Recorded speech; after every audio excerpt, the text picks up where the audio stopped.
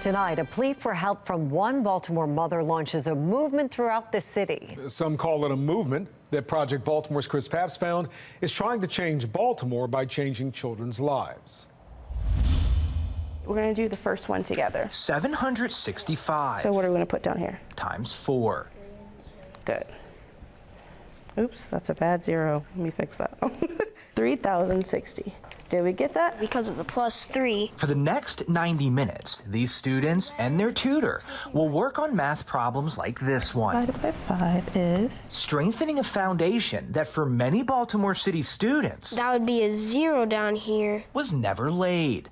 An educational failure that parents like Nichelle Watkins believe... I have a black son that got to grow up in Baltimore City. ...is life or death. There's only 2 ways out.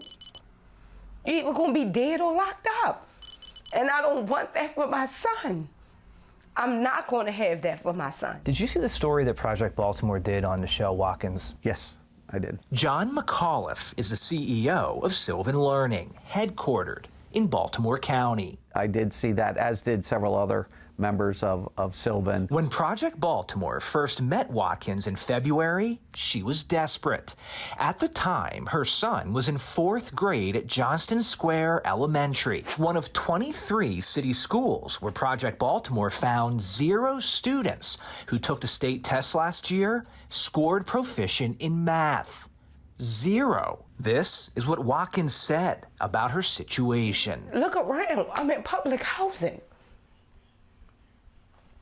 I can't afford no $1,000 tutor from Sylvan, but that's what he needs, a tutor. You feel horrible because you know it's a reality, which is a terrible situation.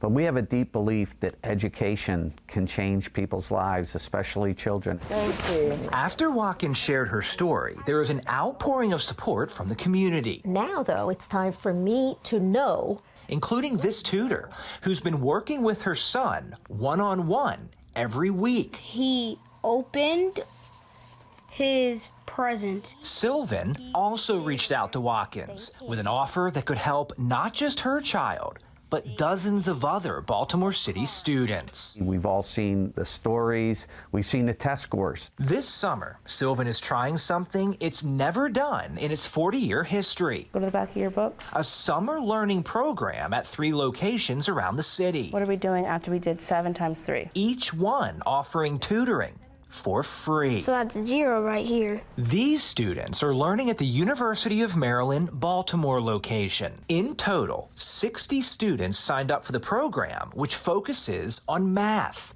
No one was turned away. Times 7. So for 90 minutes a day, 4 days a week, for 5 weeks, each child will have received about $1,500 of tutoring at no cost. Good job. Each of these students was assessed on day 1.